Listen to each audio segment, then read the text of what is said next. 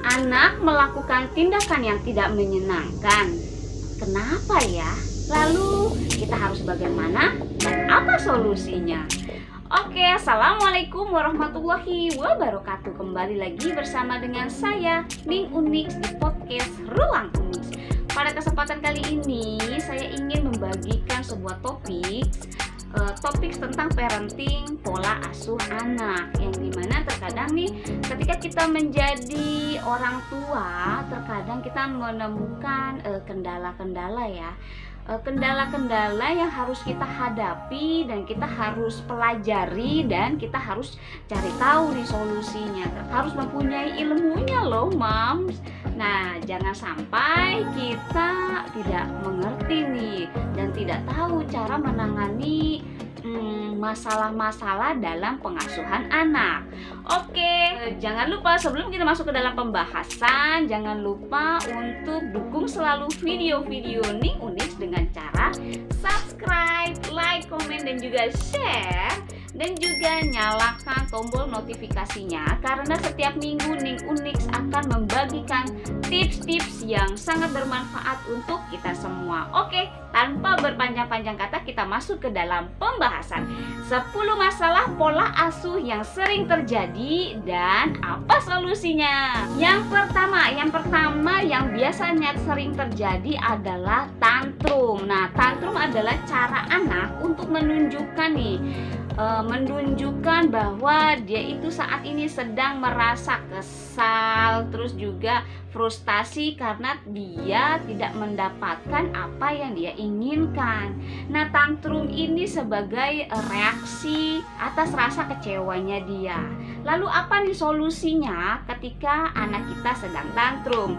Nah, untuk para momis, untuk para ayah bunda, yang bisa kita lakukan itu ternyata yang pertama adalah tetap tenang. Ternyata kita harus tetap tenang, jangan bereaksi mendadak. Semisalnya tiba-tiba melihat anak tantrum, kita jadi terpancing emosi, akhirnya kita marah atau membentak si anak ya.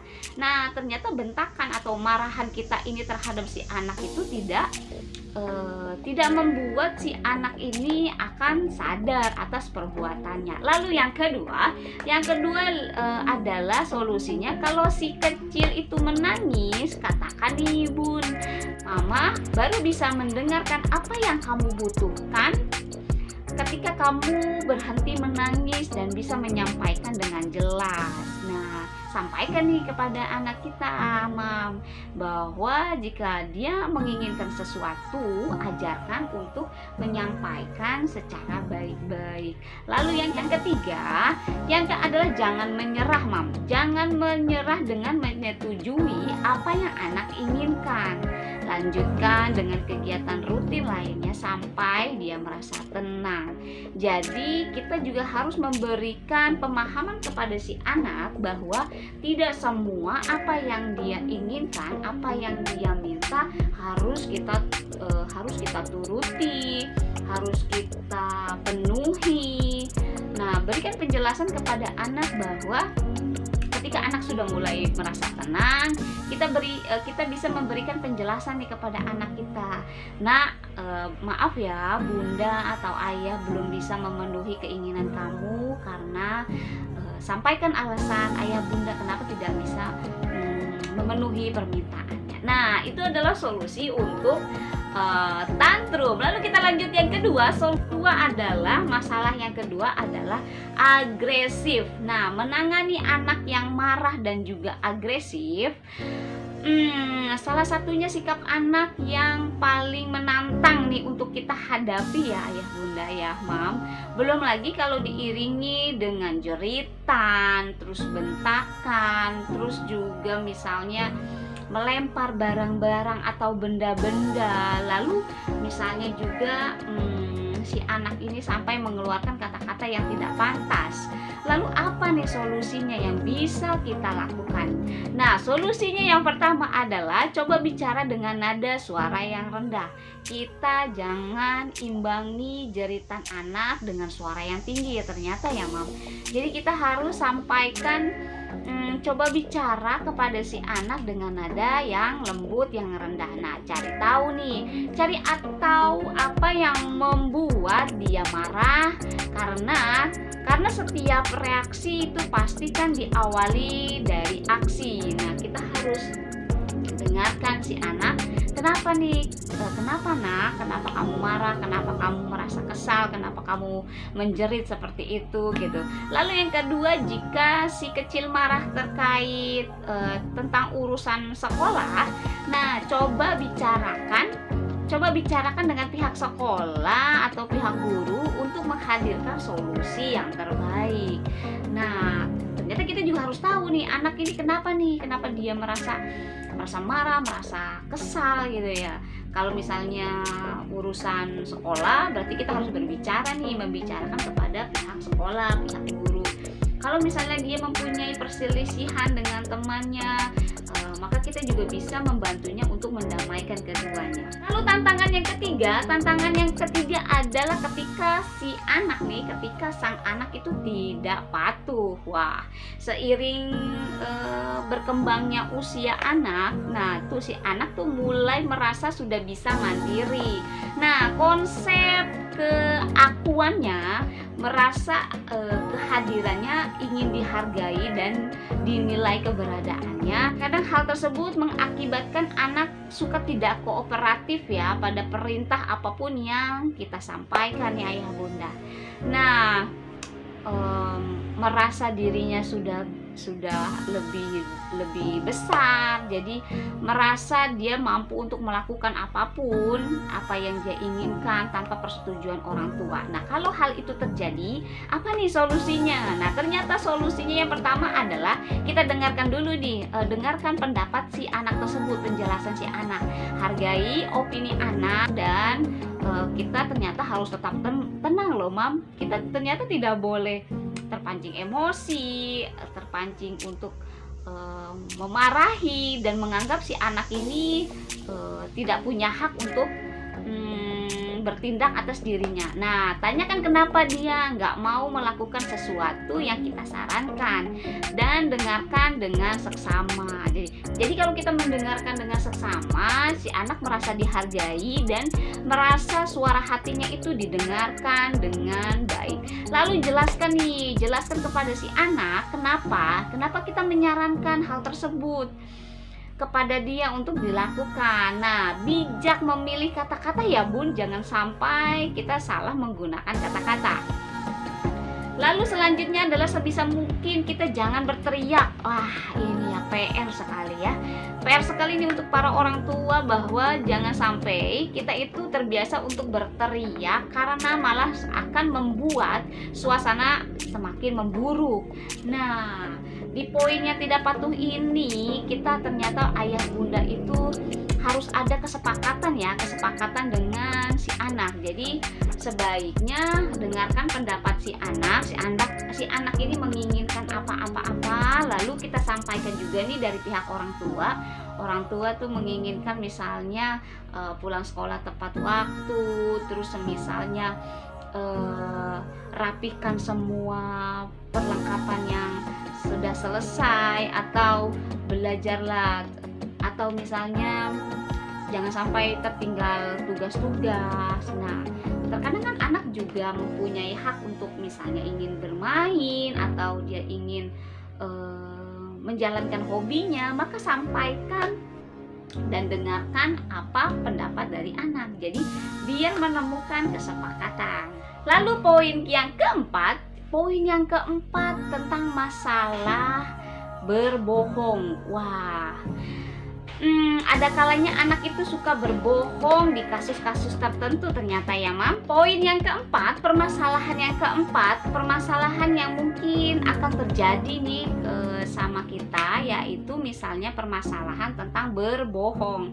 Ada kalanya loh mam, anak itu bisa berbohong untuk kasus-kasus tertentu. Nah, ketika kita mendapati hal tersebut, ketika kita melihat bahwa si anak ini ternyata sedang berbohong, Lalu reaksi kita adalah segera bahas nih, ternyata segera membahas saat momis mendapati mereka sedang berbohong. Nah, jika dilakukan pembiaran, maka akan menjadi kebiasaan dan bisa menjadi menyembunyikan hal-hal penting dari kita nih. Lalu apa solusinya ketika kita mendapati anak kita ternyata sedang berbohong? Nah, ternyata yang bisa kita lakukan adalah yang pertama, balik lagi nih Mom. Balik lagi nih ayah bunda, ternyata kita tidak boleh langsung marah kepada anak kita.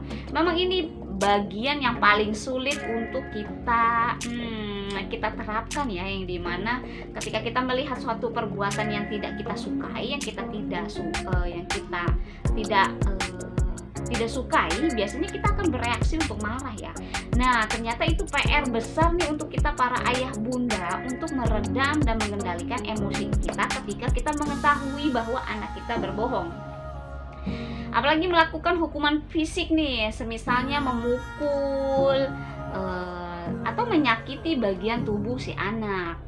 Ketika kita tahu pertama kali anak sedang berbohong, supaya tidak kehilangan momen nih, anak cerita jujur kenapa nih si anak itu berbohong. Jadi kita harus mendengarkan kenapa alasannya si anak ini berbohong, apa yang menyebabkan si anak ini harus mengambil tindakan berbohong terhadap orang lain atau terhadap orang tua dan orang-orang di sekitarnya. Lalu yang kedua adalah beritahu kepada si anak kenapa dia tidak boleh berbohong ya. Jadi orang tua harus menjelaskan nih, kenapa kita itu tidak boleh berbohong. Lalu utarakan penjelasan yang masuk akal nih, Mam. Penting ya memberitahunya perbedaan mana yang benar dan mana yang salah. Nah, konsep mana yang salah dan mana yang benar itu harus jelas ya Mam, supaya anak itu tidak bingung, bisa menangkap dan bisa memahami. Lalu permasalahan yang kelima, tantangan yang kelima adalah sibling rivalry. Nah, sibling rivalry ini biasanya ditunjukkan dengan sikap berkelahi, bertengkar, seperti sudah menjadi hal yang sering terjadi di setiap keluarga ya, yang mempunyai anak lebih dari satu. Nah bahayanya orang tua seakan-akan menerima begitu saja atau membiarkan atau menganggap suatu hal yang wajar.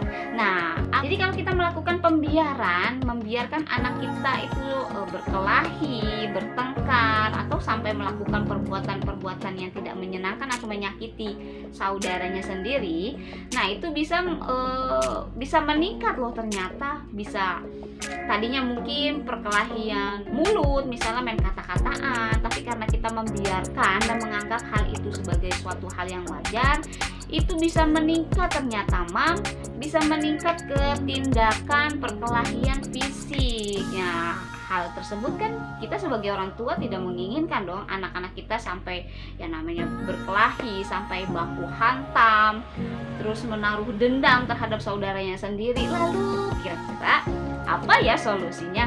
Nah, solusinya ternyata yang pertama adalah jangan langsung menyalahkan salah satu pihak. Kita tidak boleh memihak salah satu nih ternyata. Misalnya kita membela si adik karena si adik terlalu misalnya si adik yang lebih kecil dan akhirnya kita menyalahkan si kakak, atau kita misalnya membela si kakak dan menyalahkan si kecil. Nah, tindakan tersebut itu ternyata tidak baik loh Mam. Tapi tenangkan dulu nih solusinya. Kita harus menenangkan kedua belah pihak, lalu dorong mereka untuk menyelesaikan masalah. Nah, tapi tetap saling menghormati satu dengan yang lain. Pancing mereka untuk mencari jalannya sendiri. Semisalnya si kakak dan si adik ini berebutan nonton TV, misalnya berebutan remote.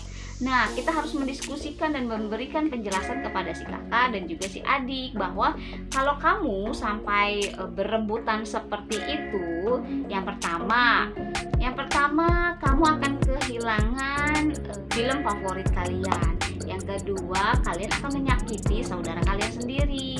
Maka kita bisa nih memberikan memberikan solusi nih kepada si anak. Misalnya bagaimana kalau misalnya bergantian, misalnya di 1 jam misalnya 1 jam kakak menonton acara kakak yang kakak senangi, nanti di jam selanjutnya giliran adik. Nah, jadi kita mengarahkan anak kita, atau mungkin anak kita mempunyai solusi sendiri atas permasalahan, atau dia mempunyai kesepakatan kepada adiknya. Lalu yang kedua, nah, kita juga harus membuat peraturan nih ternyata jika hal ini kembali terjadi. Nah, misalnya kita sudah memperingati si anak agar misalnya tidak bertengkar, tidak berkelahi, tidak berebutan.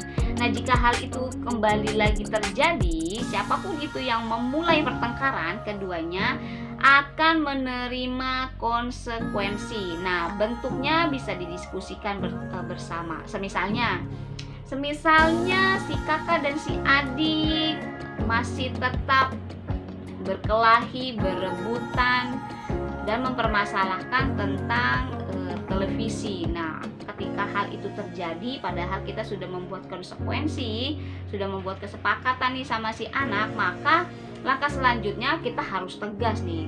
Konsekuensinya apa ketika misalnya kalian bertengkar kembali? Misalnya kalian akan di stop untuk menonton 1 hari penuh. Nah, jadi kita harus memberikan tindakan tegas atas pelanggaran-pelanggaran yang dilanggar oleh mereka nih, konsekuensinya. Lalu problem yang keenam, permasalahan yang keenam adalah biasanya nih anak-anak suka kebiasaan makanan-makanan yang kurang sehat. Nah, berlebihan makanan-makanan yang ringan atau cepat saji atau permen akan menyebabkan orang tua jadi kesulitan memberikan asupan makanan yang sehat seperti sayuran. Yang namanya lidah terkadang kan suka maunya itu yang kita senangi ya. Misalnya senang yang gurih. Namanya anak-anak biasanya senangnya yang gurih-gurih, yang kering-kering. Nah, terkadang dia tidak menyukai sayur-sayuran dan juga buah-buahan. Nah, jika hal itu terjadi, apa nih solusinya yang bisa kita lakukan? Pastikan kita tidak memaksakan anak untuk memakan apa yang diinginkan loh, Mamis. Nah, jadilah model terlebih dahulu. Wow, jadi si anak ini harus mendapatkan contoh nih ternyata dari orang tuanya. Misalnya contohnya makan sayur dan buah-buahan di depan mereka. Lalu biarkan mereka melihat betapa enaknya dan betapa nikmatnya. Lalu apa nih solusinya yang bisa kita lakukan ya? Nah, ternyata yang pertama adalah pastikan kita tidak memaksakan anak untuk memakan apa yang kita inginkan. Nah, lalu bagaimana kalau kita tidak memaksa? Yang ternyata yang baik adalah kita mencontohkan nih kepada anak kita. Jadi tunjukkan kepada anak-anak kita bahwa kita tuh menyukai sayur, kita menyukai buah. Jadi makanlah makanan-makanan sehat di hadapan mereka. Kita jelaskan betapa enaknya sayuran, betapa nikmatnya makan buah, betapa bermanfaatnya makan sayur dan juga makan buah. Nah, agar si anak lama-lama tuh mau mencoba. Nah, solusi yang kedua adalah kita bisa mengedukasi nih, ternyata kita mengedukasi tentang manfaat makanan sehat. Bilang nih kepada si anak ya, Mam, kalau rajin mengkonsumsi sayur, buah, jadi mudah untuk buang air besar dan juga dan apa nih akibatnya kalau kita tidak memakan sayuran atau buah-buahan, dan kalau sampai kita kekurangan zat-zat yang penting di dalam tubuh kita. Lalu kita sampaikan nih apa dampaknya. Misalnya tubuh menjadi lemah, jadi lemas, terus juga bisa menjadi gampang terserang penyakit. Jadi kita mengedukasi nih anak kita. Lalu solusi yang ketiga adalah biarkan anak nih untuk membantu kita di dapur ketika kita memasak makanan-makanan rumah yang sehat. Jadi kita libatkan ternyata nih si anak. Misalnya kita hari ini sedang menunya adalah masak sayur sop, maka kita ajak anak kita nih untuk melihat atau membantu untuk membersihkan sayuran-sayuran atau mencuci. Jadi setelah kita libatkan si anak, kita coba nih ajak si anak untuk mencicipi nih. Coba nak, cicipin rasa wortel yang tadi kita masak loh, bagaimana rasanya, ternyata enak loh gitu. Lalu permasalahan yang ketujuh, problem yang ketujuh ini ternyata problem yang cukup sering dihadapi oleh ayah bunda, para moms yang saat ini, dimana sekarang ini kan eranya digital ya. Nggak bisa dipungkiri bahwa gadget itu seperti menjadi pisau bermata dua. Di satu sisi ada nilai edukasinya nih ya, kata, warna, bentuk, dan lain-lainnya. Namun jika menggunakan gadget ini tidak pada porsi yang wajar, akan menyebabkan ketagihan gadget. Misalnya membiarkan si anak bermain sesukanya tanpa memperdulikan waktu, tanpa kita memberikan batasan-batasan waktu, dan juga kita tanpa pengawasan orang tua. Nah, kira-kira apa ya solusinya? Nah, ternyata solusinya itu kita bisa sebagai orang tua itu jangan mengandalkan gadget sebagai media bermain anak. Nah, buatlah anak sibuk dengan kegiatan lainnya. Nah, kan kalau orang kita nih, zaman kita nih dulu ya, permainan kita itu sangat beragam dan biasanya kita itu mengandalkan fisik ya. Misalnya kita bermain sama teman-teman, terus banyak sekali permainan-permainan tradisional yang dimainkan secara kelompok ya, bersama teman-teman, dan itu tidak mengurangi rasa bahagia ya. Jadi kita bisa menjelaskan kepada anak kita bahwa permainan itu dari gadget loh. Masih banyak permainan-permainan yang bisa dilakukan, masih banyak permainan-permainan yang menyenangkan untuk kita lakukan. Lalu yang kedua, kenalkan kepada anak berbagai macam kegiatan bermain di luar ruang. Nah, yang tadi yang sudah saya sebutkan, yang jauh yang lebih menyenangkan.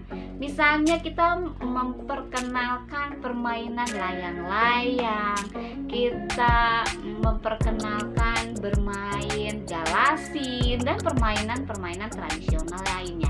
Yang ketiga, buatlah peraturan yang jelas dan konsisten. Wah, ini yang penting banget nih, Mam. Misalnya apa saja nih game yang boleh dimainkan, lalu berapa menit dalam sehari mereka mendapatkan jatah secara ritme yang teratur ya. Jadi kita sudah memantau permainan. Misalnya permainan dia adalah permainan tentang game Barbie gitu misalnya ya, untuk anak kita yang perempuan. Sebelum mereka bermain, mendalami permainannya, maka orang tua juga harus mengetahui dulu nih, permainannya oke, permainannya aman, jauh dari kata-kata yang tidak baik, jauh dari tindakan kekerasan, dan insya Allah tidak memberikan dampak buruk untuk si anak. Nah, jika kita sudah meyakini hal tersebut, maka selanjutnya kita harus menyepakati nih kepada si anak di jam-jam berapa dan berapa durasinya, agar anak terkontrol, agar matanya juga terkontrol. Kita bisa menjaga kesehatan mata, kita juga bisa memberikan si anak tanggung jawab nih. Ternyata ternyata batasan aku bermain hanya misalnya 30 menit dalam sekali permainan. Nah, jadi biarkan si anak ini juga ikut berperan untuk mendisiplinkan dirinya sendiri. Lalu yang ke-8, problem apa nih yang ke-8? Nah, ternyata permasalahan yang ke-8 biasanya tuh si anak suka malas belajar ya, Mam. Nah, ini PR banget nih ketika anak kita sedang malas untuk belajar. Ada kalanya nih datang masa anak mogok belajar. Wah, ternyata mungkin dialami sama semua anak ya, Mams. Nah, padahal sudah waktunya ujian. Nah, itu yang terkadang membuat orang tua itu suka greget ya, apalagi para mama-mama nih, para mam. Maksudnya maunya mamahnya kan misalnya, "Nak, besok kamu ujian loh, Nak. Ayo, Nak, kita belajar, kita review lagi nih pelajaran-pelajaran, materi-materi yang kemarin sudah dipelajari. Coba kamu flashback, kamu baca-baca lagi, siapa tahu nanti keluar pas ujian." Nah, terkadang ada masanya nih yang tadi dijelaskan bahwa ternyata ada masanya ketika si anak ini sedang malas untuk belajar dan tidak tertarik untuk belajar. Nah, kira-kira apa nih solusinya? Nah, solusinya yang bisa kita lakukan adalah jangan menekan anak untuk selalu punya nilai sempurna atau menang di setiap kompetisi. Wah, ternyata ketika kita menuntut anak untuk mendapatkan nilai yang sempurna bisa menjadi beban loh, Mam, untuk si anak. Jadi anak merasa tertekan. Nah, mungkin kita bisa menanamkan nilai-nilai bahwa oke, seberapapun nilainya, yang penting itu adalah kamu sudah berusaha, sudah bekerja keras. Yang terpenting adalah kamu jangan sampai putus semangat untuk sekolah dan juga belajar. Lalu yang kedua adalah coba untuk kita diskusikan kembali nih, beri penjelasan kenapa belajar itu akan membantu kelak di kemudian hari, di masa depan, dan juga lengkapi nih dengan contoh-contohnya.